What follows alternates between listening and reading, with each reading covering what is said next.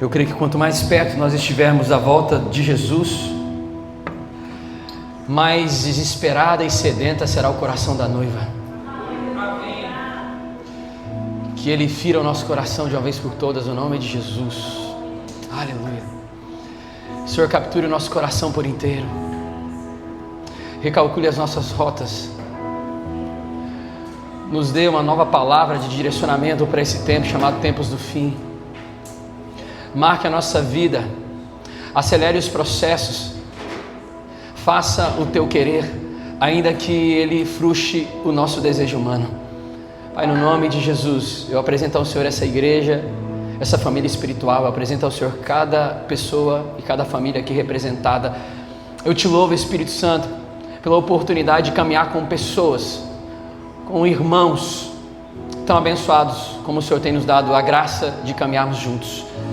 Pai, nós te louvamos por todo esse caminho que foi traçado até aqui, como foi mostrado logo agora. Obrigado, Jesus, pelo coração do Jimmy e da Renata, que abriu as portas da sua casa para que a vontade de Deus pudesse ser feita. Obrigado, Jesus, por cada pessoa que foi ponte para que o reino de Deus pudesse avançar e hoje nós chegássemos aonde nós chegamos.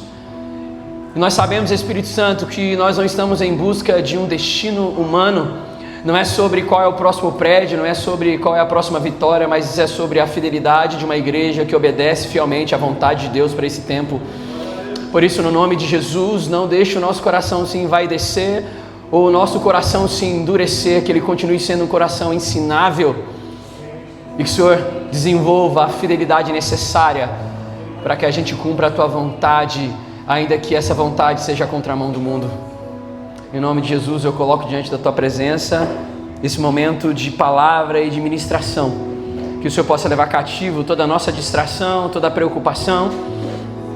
Existem pessoas, Jesus, que entraram aqui neste lugar trazendo consigo várias questões que precisam ser mudadas, transformadas. Pai, ainda que essas pessoas não ouçam diretamente a respeito do seu problema, mas se elas se renderem diante da sua vontade, eu creio que elas sairão daqui totalmente curadas e transformadas pelo poder de Jesus. Porque a Tua presença é incomparável, porque a Tua vontade é perfeita, é boa e agradável. Que a Tua vontade repouse sobre o nosso coração e que os Seus planos, que são mais altos do que os nossos, seja concretamente executada na nossa vida, em o nome de Jesus. Você pode dizer amém? Amém. Meus amigos, eu costumo dizer que Deus é muito engraçado,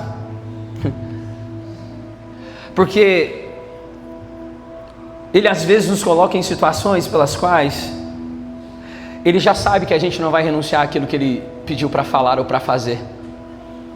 Mas eu confesso para vocês que todas as vezes que isso acontece, meu coração fica quebrado. Que eu falo para Deus, Deus, como é difícil muitas vezes ser uma voz profética nesses últimos dias.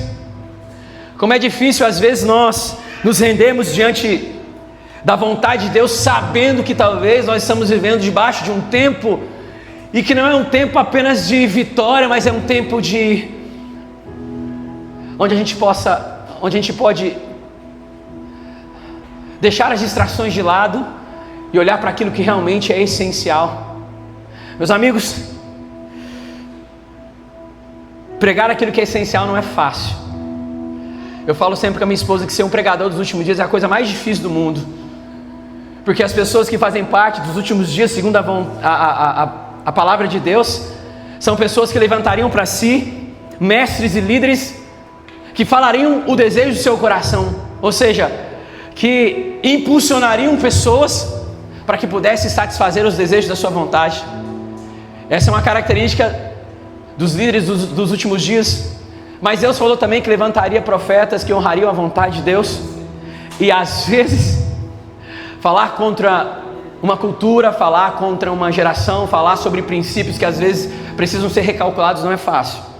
E todas as vezes que Deus me pede para ministrar aqui para vocês uma palavra rema, uma palavra de direcionamento, uma palavra de divisor de águas, uma palavra um pouco mais profunda, às vezes que vai entrar de maneira, eu fico com o coração aparentemente pesado, mas sobretudo eu prefiro ouvir a vontade de Deus e obedecer aquilo que Ele tem falado ao nosso coração, porque Deus falou que a Simple não seria uma igreja de sucesso seria uma igreja fiel.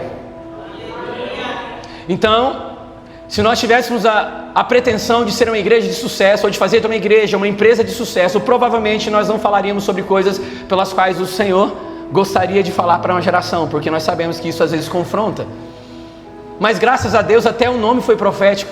Eu lembro que quando nós elegemos o nome da Simple, Deus falou ao meu coração: você nunca vai se esquecer que a origem, o propósito e a finalidade do objetivo de vocês está contido no nome que vocês carregam.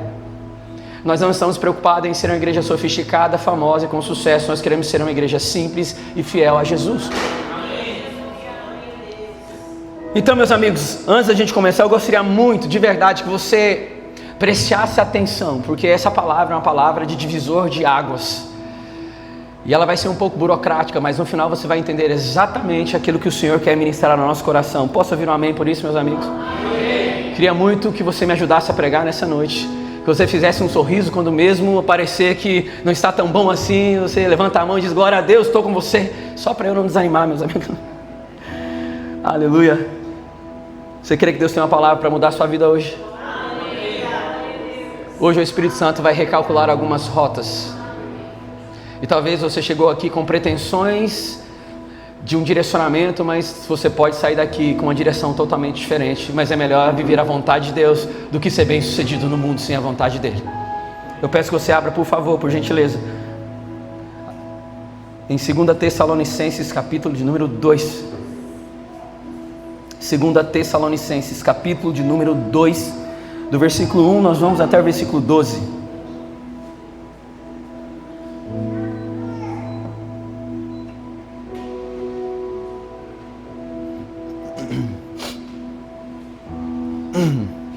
Vamos ler, você que não trouxe, por gentileza pode usar a projeção. Diz assim a palavra de Deus: agora, irmãos, vamos esclarecer algumas coisas a respeito da vinda de nosso Senhor Jesus Cristo e do nosso encontro com Ele. Não se deixe abalar nem assustar tão facilmente por aqueles que dizem que o dia do Senhor já chegou ou já começou. Não acreditem neles, mesmo que afirmem ter recebido uma visão espiritual, uma revelação ou uma carta supostamente enviada por nós. Não se deixe enganar pelo que dizem, pois esse dia não virá até que surja a rebelião ou a apostasia e venha o homem da perversidade ou o homem do pecado, aquele que traz destruição. Versículo 4: ele se exaltará e se oporá a tudo o que o povo chama de Deus e a todo objeto de culto, e até se sentará no templo de Deus e se fará passar por Deus. Não se lembram de que eu lhes falei disso tudo quando estive aí? Preste atenção no versículo 6 e no versículo 7. E vocês sabem o que está detendo, pois ele só pode ser revelado quando sua hora chegar. Pois essa perversidade já opera secretamente e permanecerá em segredo até que se afaste aquele que a detém. Então, o homem da perversidade será revelado, mas o Senhor Jesus o matará com o sopro da sua boca e o destruirá com o esplendor da sua vinda. Aleluia. Esse homem virá para realizar o trabalho de Satanás com poder, sinais e maravilhas e com todo tipo de mentira perversa para enganar os que estão caminhando para a destruição, pois se recusam a amar e aceitar a verdade que os salvaria. Portanto, Deus fará que sejam enganados e eles crerão nessas mentiras. Então serão condenados por ter prazer no mal em vez de crer na verdade. Meus amigos, essa semana o Brasil foi manchete no mundo inteiro. O mundo inteiro repercutiu o que aconteceu no Rio de Janeiro essa semana. 121 pessoas, pelo menos até então, morreram naquela mega operação no Rio de Janeiro. Quantas pessoas foram presas? Quem acompanhou mais de perto? Mais de 80, não foi? Mais ou menos isso? 80 pessoas em uma operação que vai ficar marcada pela história. Eu vi muitos líderes, desde líderes religiosos e outros líderes políticos, todo mundo repercutindo e conversando e discutindo sobre o que aconteceu. Na verdade, o que aconteceu no Rio de Janeiro não foi apenas, embora aquelas mortes não podem ser reduzidas a apenas, mas não foi apenas pessoas que morreram num confronto. O que aconteceu no Rio de Janeiro foi exatamente a exposição, a generalização daquilo que exatamente está contido na palavra a respeito de como a geração dos últimos tempos viveriam. Eu não sei se você acompanhou também. Eu vi uma reportagem ontem de uma mãe que morava até ano passado em um morro no Rio de Janeiro. E essa mãe teve que sair fugida de lá, porque um dos líderes do tráfico disse que se apaixonou pela sua filha e ia tomar a sua filha, pasmem, de 10 anos. Uma criança de 10 anos, um traficante do morro diz: eu quero ela, eu me apaixonei por ela e ela vai ser uma das minhas mulheres.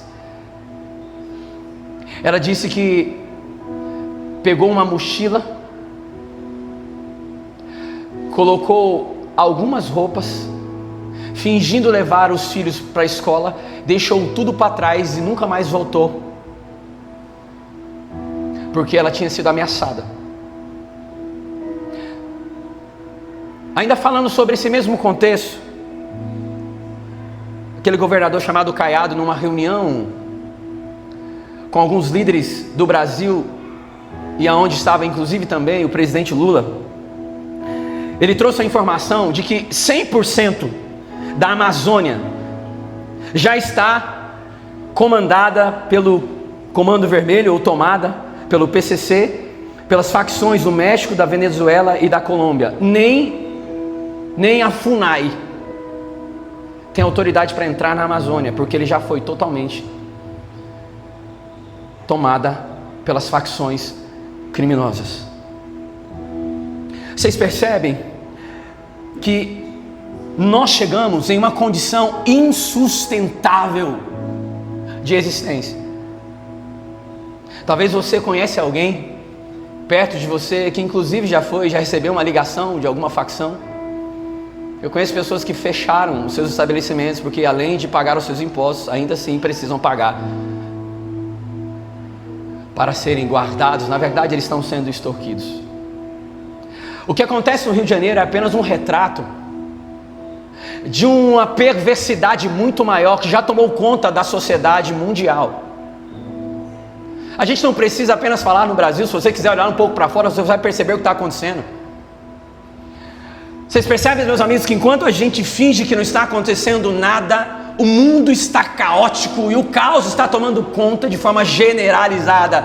E a maneira como a gente tenta fazer para lidar com isso é fingir que não é com a gente, até acontecer com um de nós. Eu não posso falar apenas dessa questão das facções, que fala sobre violência, sobre criminalidade, sobre perversão, mas vocês acompanharam muito bem, não faz um mês e meio, talvez 2 meses atrás, onde eles descobriram aquela fraude no INSS. Hoje o número do rombo chega a 6,3 bilhões de reais. Fraudes de idosos. Você tem ideia? Idosos que passaram a vida inteira trabalhando e prestando um serviço à sociedade, que recebem na sua maioria um salário mínimo, estão sendo extorquidos, estão sendo passados para trás. Uma fraude de bilhões e de bilhões. E aí nós temos que ouvir, infelizmente, do nosso representante maior, que o problema do tráfico de drogas é o usuário. Vocês acompanharam isso, né? A gente não pode nem se manifestar contra, porque o nosso líder maior diz que o problema da violência, do tráfico, isso que tem acabado com a sociedade como um todo, é o problema do usuário. Vocês percebem que mundo nós estamos, meus amigos? Que sociedade é essa? E que recorte no tempo nós estamos dentro daquilo que a Bíblia diz a respeito das profecias dos últimos dias? Nós chegamos a uma situação insustentável. Insustentável. E talvez uma conclusão que qualquer um de nós, pode chegar é que a corrupção do homem não é apenas um problema social, porque tem muita gente defendendo que a corrupção do homem é um problema social, Mas nós sabemos que a corrupção do homem não é apenas um problema social, ela é um reflexo espiritual de uma humanidade que rejeitou a verdade. O que está acontecendo ao nosso redor não é uma questão apenas social. Pessoas que não têm uma vida bem-sucedida, que precisa de condições básicas para existir, alguns extremos em alguns lugares. Não estão falando que há corrupção, que há violência, acontece só nesses extremos onde há déficit social. Nós sabemos, porque a Bíblia nos diz que o problema do homem é um problema espiritual, e o problema da humanidade que se afastou de Deus é porque eles rejeitam a verdade de Deus. Então o que acontece quando a humanidade por si mesmo rejeita a vontade de Deus? Acontece um avanço da iniquidade. Quem está entendendo, diga amém. Um avanço da iniquidade. E aí, se nós pudéssemos fazer aqui uma anatomia da iniquidade, vocês perceberiam que a iniquidade tem pelo menos 3 princípios, que, se bem correspondidos, ela está num caminho, num curso bem alto. A primeira característica dessa anatomia, vamos usar aqui uma linguagem dos nossos amigos que estão fazendo medicina, mas fique só por aqui, viu? A anatomia da iniquidade, a primeira característica da anatomia da iniquidade é que a perversidade se organiza. A perversidade agora está organizada. Meus amigos, o crime se organizou.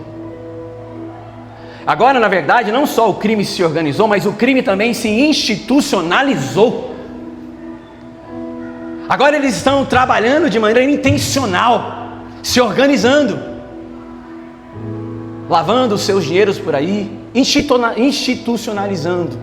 Então a primeira característica do avanço da iniquidade é a perversidade se organiza. Agora não é mais esporádica, agora é intencional, é organizada, é calculada, é uma estratégia. A segunda característica da anatomia da iniquidade é que o pecado se normaliza.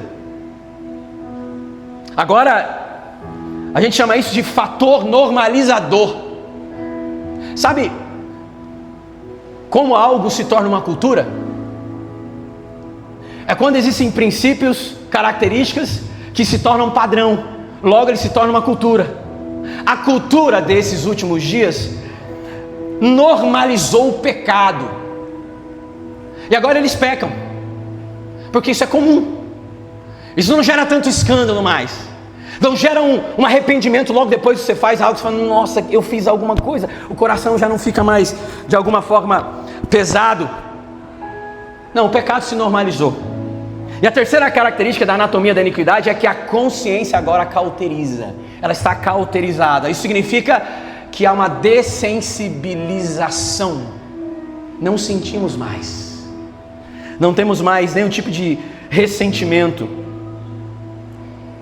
Existe um homem que ganhou um prêmio chamado Templeton em 1983, o nome desse cara é Solzhenitsyn. Olha o que ele disse em 1983, abre aspas: o mundo de hoje atingiu um estado que, se tivesse sido descrito nos séculos anteriores, teriam suscitado o grito: este é o Apocalipse. Eu vou repetir: o mundo de hoje atingiu um estado que, se tivesse sido descrito nos séculos anteriores, teria suscitado o grito: este é o Apocalipse. Ainda assim, nós nos acostumamos com esse tipo de mundo, até nos sentimos à vontade nele. Meus amigos, vocês percebem que a tragédia do mundo já não nos abala, porque nós acostumamos com o caos. É possível que essa semana você abriu o seu Instagram e você acompanhou algumas notícias do que aconteceu no Rio de Janeiro. Quantos aqui viram aquela cena horrenda dos copos empilhados naquela rua? E é possível que você, ao olhar o seu Instagram, você se sentiu confrontado com a imagem daquela que é pesada. Mas um segundo depois você pegou o seu Instagram e seu feed, rolou para cima e você deu risada, porque agora, essa semana, o Vinícius Júnior assumiu a Virgínia. Estão namorando, sabia? Estão namorando. Eu não sei se vocês perceberam, inclusive, né? Parece que ele não está muito à vontade, né? Sempre aparece meio assim, escondido, e ela está fazendo um showzinho dela. Vocês percebem? O avanço de tanta informação, a globalização conectou tudo ao mesmo tempo. Então é possível que em 15 minutos rolando o seu feed, você saiba de um monte de coisa acontecendo de graus diferentes e o seu coração agora se torna totalmente dessensibilizado, porque no milésimo de segundo você às vezes pode até chorar como uma vítima do Rio de Janeiro, mas um milésimo depois você ri porque agora o Zé Felipe está com a Ana Castela. E parece um par tão legal, né? Eles parecem bonitinho, né? Fofinho eles, não? É uma brincadeira, óbvio. Mas vocês percebem a que ponto nós chegamos? Então, o avanço da iniquidade, ele precisa de um campo fértil. Preste atenção aqui. O avanço daquilo que a Bíblia diz, que nesses últimos dias chegaria um momento onde a humanidade estaria totalmente depravada e perversa. Para que esse avanço pudesse acontecer, ele precisaria do quê? De um campo fértil. E eu gostaria de considerar a primeira coisa com vocês, ainda como dado de informação, projeta para mim. É nesse ponto que o mistério da iniquidade encontra terreno fértil. A verdade não nos choca, o pecado não nos incomoda, e o mal se torna parte natural do nosso cotidiano. Isso aqui é o que nós estamos vivendo. É essa sociedade com essas características. Mas aí, você pode, assim como eu, pensar: nossa, Vitor, realmente, acho que nós chegamos no limite de todas as coisas. Não há mais esperança. O que nós vamos fazer? Porque a tendência daqui para frente é que as coisas só tendem a piorar. Se eu for seguir a literatura bíblica, as coisas só tendem a piorar. Então acabou a esperança. Mas, meus amigos, Paulo nos dá uma resposta sólida a respeito desse dia que nós estamos vivendo, chamado tempos do fim. E Paulo, em outras palavras, ele vai dizer: ainda que o mal esteja avançando, Deus não perdeu o controle. 5 pessoas entenderam, eu vou repetir. Paulo está dizendo no texto que nós lemos: ei, preste atenção, as características da sociedade que anteciparia a volta de Jesus seria depravada mesmo, perversa mesmo, iníqua mesmo. Mas, ainda que o mal esteja avançando, saiba de uma coisa: Deus não perdeu o controle. Posso ouvir um amém? O texto que nós lemos, 2 Tessalonicenses capítulo 2, eu quero reforçar apenas o versículo 6 e 7. 2 Tessalonicenses 6 e 7. Preste atenção aqui, que agora isso é algo importante para você entender e virar uma chave. Quando eu disse que talvez Deus tenha uma palavra para algumas pessoas que vai mudar a sua vida daqui para frente, é a partir dessa compreensão. Então vem aqui comigo. Paulo, naquele contexto, estava escrevendo para essa igreja, e essa igreja estava sendo perseguida, e eles estavam acreditando em uma corrente escatológica equivocada, porque inclusive aquelas pessoas estavam ensinando que o dia do Senhor já estava lá acontecendo. Ele falou: não, algumas coisas necessariamente precisariam acontecer para que de fato o Cordeiro volte e venha. Meus amigos, nós estamos falando de mais de 2025 anos atrás. O que estava perto para acontecer há 2025 anos atrás, agora 2025 anos depois, está eminentemente chegando.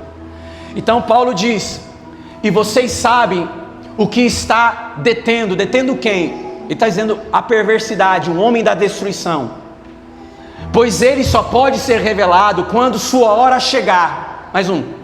Pois essa perversidade já opera secretamente e permanecerá em segredo até que se afaste aquele que a detém. Fica aí.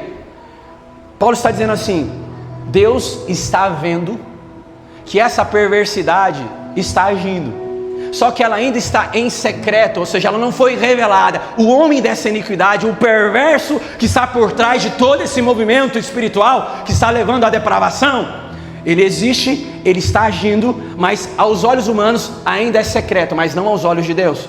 E aí Paulo está dizendo o seguinte: esse homem, ou esse espírito, ele ainda age de maneira secreta, e ele permanecerá em segredo até que se afaste aquele que a detém. A pergunta a se fazer é: quem está detendo o homem da perversidade a se revelar de uma vez por todas?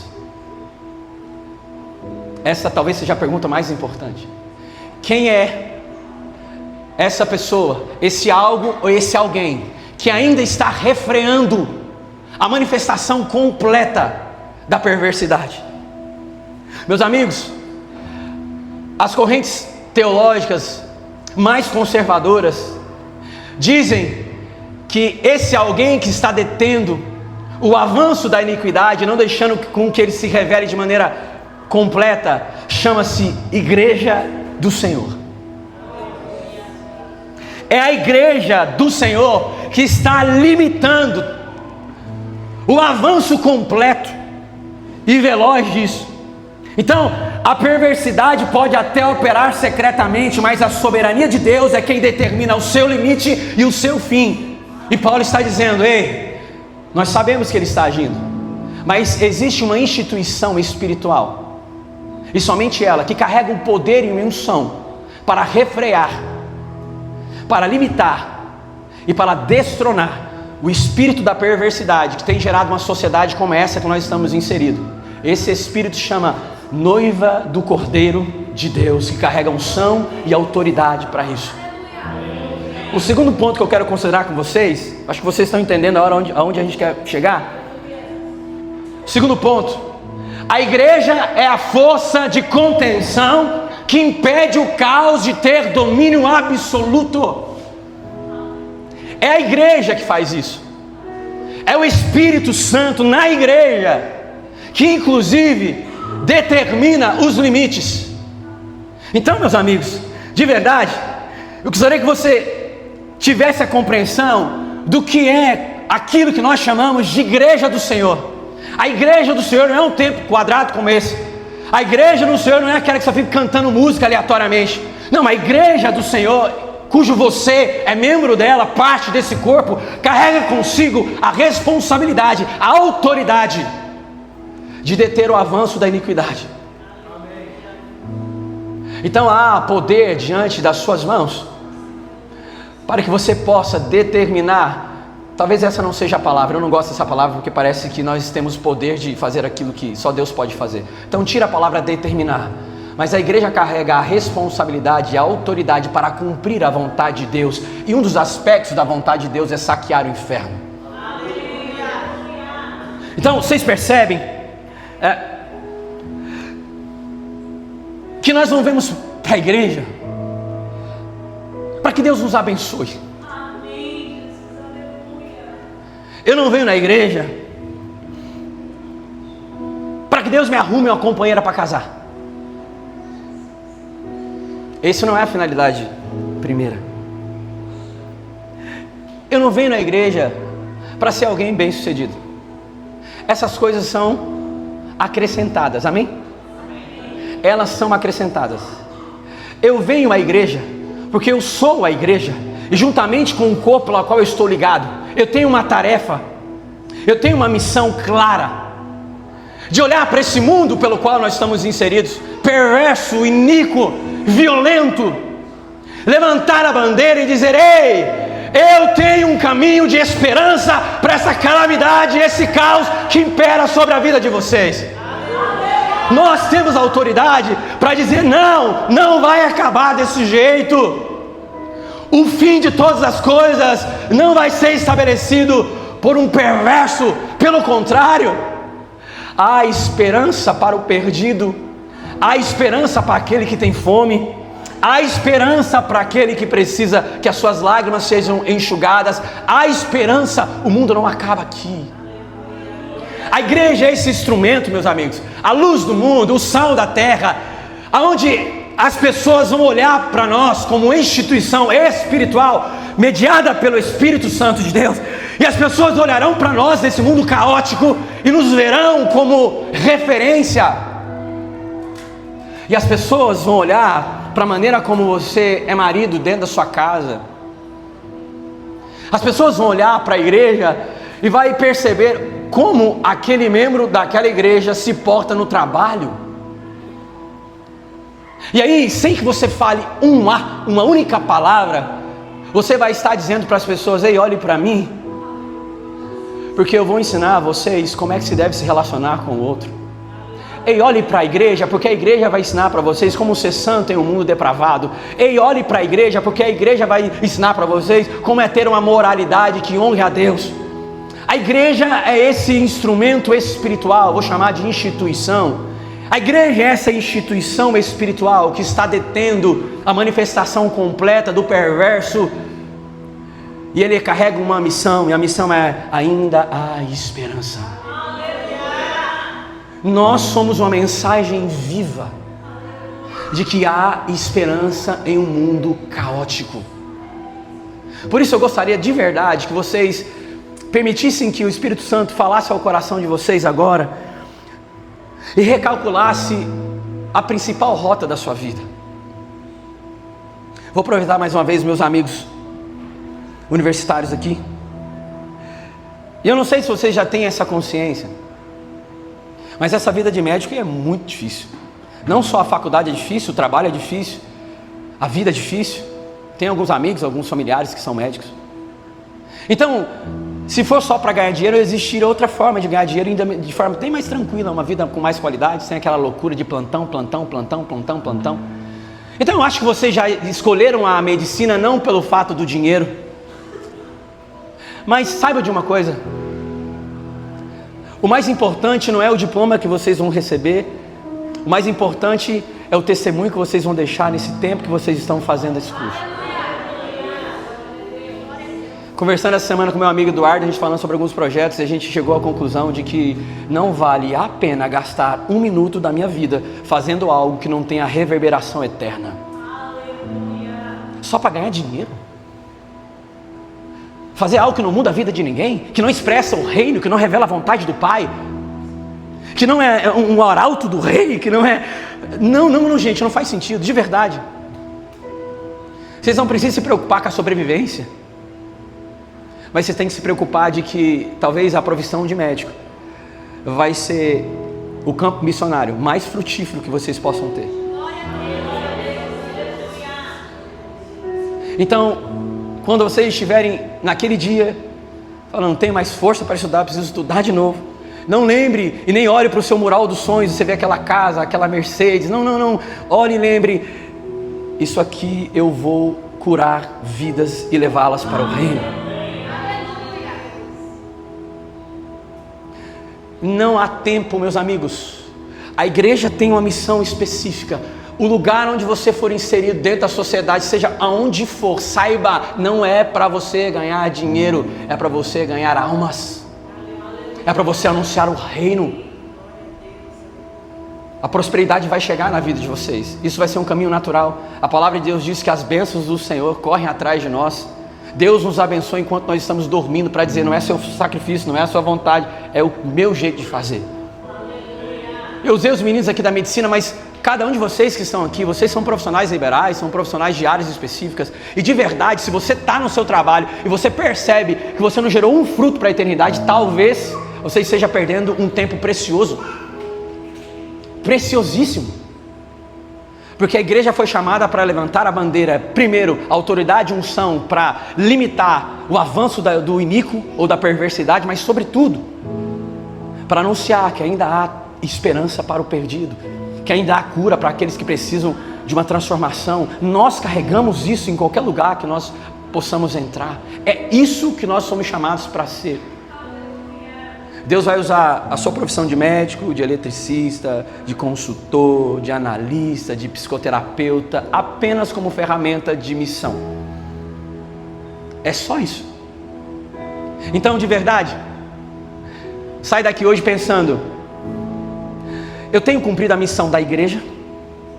E segundo, eu tenho sido alguém que tem gerado fruto para a eternidade nos lugares onde eu tenho passado? Eu fico olhando para os meninos da medicina fazendo federal, e nós sabemos o que acontece na federal. Eu fico imaginando o que Deus quer fazer na vida de vocês, vocês não têm ideia. Vocês não têm ideia. Então, mais uma vez, só para vocês não terem dúvida, não pense no diploma daqui a 6, 7 anos. Pense nas sementes que vocês vão gerar nesse tempo lá dentro, porque nós sabemos quem é que rege aquele lugar. Nós sabemos os princípios de educação que estão sendo formatados naquele lugar. Então, de verdade, seja usado por Deus. Se convença de uma vez por todas, joga a toalha e fala: Jesus, você me enganou, achei que eu queria ser médico, mas eu sou um missionário. Olha só, se fosse para ser missionário eu não teria nem feito a inscrição, mas Deus me jogou lá e me fez agora um pescador de homens. John Stott diz: a igreja é o único organismo que existe para o bem daqueles que ainda não pertencem a ela. Meus amigos, enquanto a igreja existir, o mal será limitado. Deus, através do seu povo, mantém o mundo de pé. Martin Lloyd Jones diz: a presença da igreja verdadeira no mundo é a única razão pela qual o juízo de Deus ainda não caiu por completo. Porque existe um tempo chamado bondade de Deus. Paulo fala em Romanos. A bondade de Deus tem uma finalidade: chamar a humanidade ao arrependimento. Mas uma hora esse tempo vai acabar. Mas enquanto ainda não acabou, eu não sei se pode ser amanhã, eu só sei que está muito perto, nós vamos continuar gastando a nossa vida para receber uma recompensa eterna. A igreja tem uma missão, e a nossa missão é proclamar: ainda há esperança. Então, meus amigos, eu queria considerar a terceira coisa, a gente vai finalizando. A forma de lidar com o mundo perverso não é acreditar que ele vai melhorar, mas que Cristo irá voltar.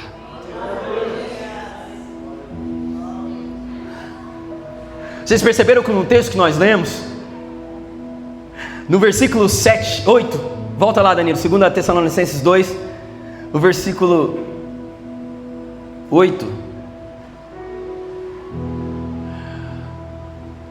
Então o homem da perversidade, ou seja, o espírito que está degenerando a humanidade, será revelado, mas o Senhor Jesus o matará com o sopro da sua boca e o destruirá com o esplendor da sua vida.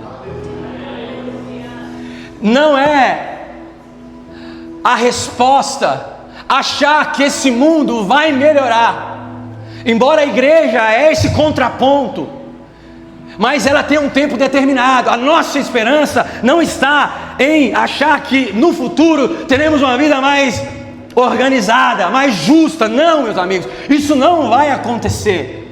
A nossa esperança está porque o Cristo que voltará, Ele esmagará a cabeça da serpente, Ele colocará os seus inimigos debaixo dos seus pés, e Ele anunciará a chegada do reino de Deus para todo sempre. Essa é a nossa esperança maior. É dessa forma que Paulo diz que Deus vai resolver o problema da perversidade, da iniquidade, da depravação. Não é um conceito filosófico, não é uma moralidade elevada, não é um conhecimento mais amplo, embora isso possa ajudar de alguma forma a ter harmonia nas relações. Não é essa a solução. Não é ser bem sucedido, não é morar num país aparentemente justo e igual. O que vai destronar o espírito da perversidade chama-se a volta do Cordeiro. É por isso que eu disse no início da nossa conversa: quanto mais perto do fim, mais desesperada será o coração da noiva, porque diante da injustiça, da dor, do sofrimento, das características desse mundo que nos cerca, o nosso coração clamará pela equidade do reino, clamará pela volta do Cordeiro, clamará pela justiça completa que só vem dele, clamará pela eternidade ao lado do seu Senhor. O sofrimento vem, mas ao mesmo tempo ele faz um papel pedagógico, que é capturar o nosso coração na expectativa e na esperança de que logo o Cordeiro virá. E quando o Cordeiro chegar, tudo será posto debaixo dos seus pés. Alguém crê nisso? Diga aleluia. Aleluia, aleluia. Meus amigos, nós não seremos felizes completamente até que Ele venha. Até que Ele venha. Eu encerro dizendo: de um lado nós temos a geração de Noé, que Jesus profetiza, falando que no fim as pessoas seriam como a geração de Noé, aonde Essa geração estava encharcada na normalidade da vida e dessensibilizada, enquanto Deus estava fazendo algo pela vida de Noé até que veio o dilúvio. Então, a Bíblia nos diz que esse tempo que nós estamos vivendo tem algumas características. De um lado, pessoas dessensibilizadas e encharcadas com a normalidade da vida, sem percepção alguma que Deus está fazendo algo. Essa é uma característica desse tempo. A Bíblia diz que tem do lado de cá uma geração descrita em Romanos, no capítulo 1, que é uma geração que Deus fala que entregou as suas próprias paixões. Projeta para mim o texto de Romanos, por favor. É importante. Talvez alguém nunca viu falar sobre esse texto. Presta atenção. Só para a gente concluir. Assim Deus mostra do céu sua ira contra todos os que são pecadores e perversos, que por sua maldade impede que a verdade seja conhecida. Sabem a verdade a respeito de Deus, pois Ele a tornou evidente. Por meio de tudo que Ele fez desde a criação do mundo, podem perceber claramente seus atributos invisíveis, seu poder eterno e sua natureza divina. Portanto, não tem desculpa alguma. Sim, eles conheciam algo sobre Deus, mas não o adoraram nem lhe agradeceram. Em vez disso, essa geração perversa começaram a inventar ideias tolas, e com isso sua mente ficou obscurecida e confusa. Dizendo-se sábios, tornaram-se tolos. Trocaram a grandeza de Deus imortal por imagem de seres humanos mortais, bem como aves, animais e répteis. Por isso Deus os entregou aos seus desejos pecaminosos de seu coração. Primeira etapa da justiça de Deus. Ao invés de esperar o tempo final de todas as coisas, onde Ele voltará, Ele diz: espera aí. A primeira penalidade dessas pessoas que não querem viver a verdade é entregar eles às suas próprias paixões. É você olhar para alguém e falar assim: não tem mais misericórdia, não tem mais o que fazer, o seu coração está tão endurecido. Já viu aquela mãe que fala uma vez, fala duas, fala três, fala quatro, aí na quinta se eu tivesse ouvido a minha mãe, é como se fosse assim. É um coração endurecido, perverso, sabe quem Deus é, mas decide não olhar para Deus, quer viver uma vida do seu jeito, fazendo a sua vontade. Ela é nutrida pelo desejo da sua alma. Você pode, as suas regras, porque Deus deixou de existir. E Paulo está dizendo: sabe como é que Deus implementa a justiça parcial sobre a vida dessas pessoas? Deixando eles serem entregues às suas próprias paixões. Então vai. E aí ele continua dizendo: como resultado, praticaram entre si coisas desprezíveis e degradantes com o próprio corpo. Trocaram a verdade sobre Deus pela mentira. Desse modo adoraram e serviram coisas que Deus criou em lugar do Criador, que é digno de louvor eterno. Amém. Continua: por isso Deus os entregou os seus desejos vergonhosos. Até as mulheres trocaram sua forma natural de ter relações sexuais por práticas não naturais.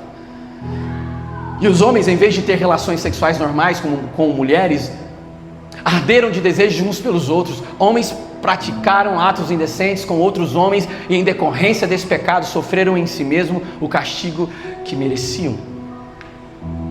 Uma vez que consideraram que conhecer a Deus era algo inútil, o próprio Deus os entregou a um inútil modo de pensar, deixando que fizessem coisas que jamais deveriam ser feitas.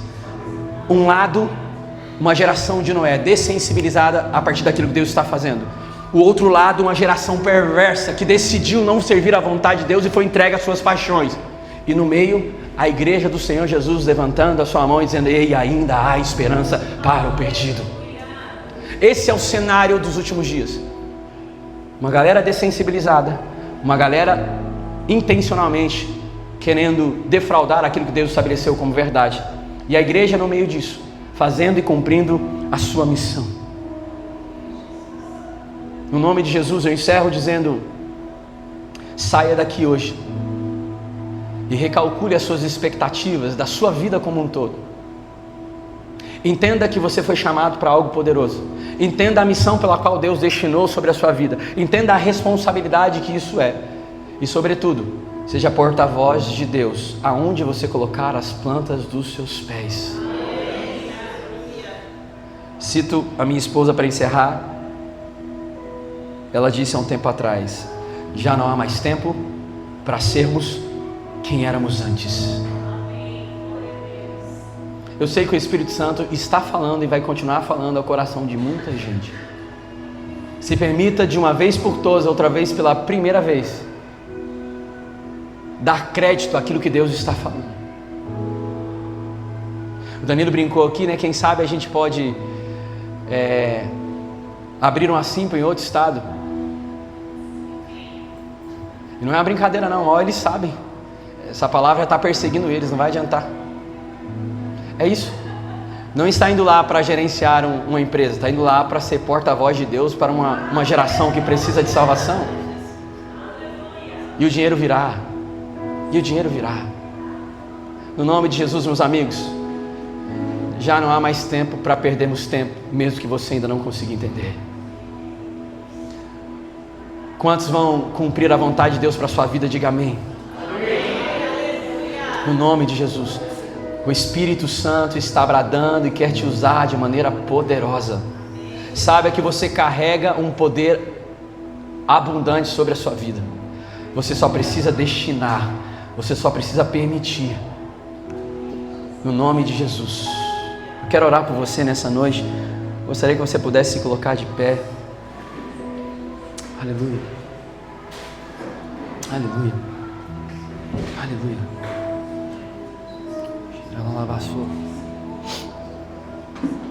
Aleluia.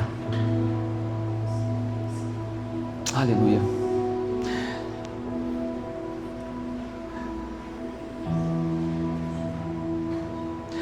Deus vai mostrar para algumas pessoas que vieram aqui nessa noite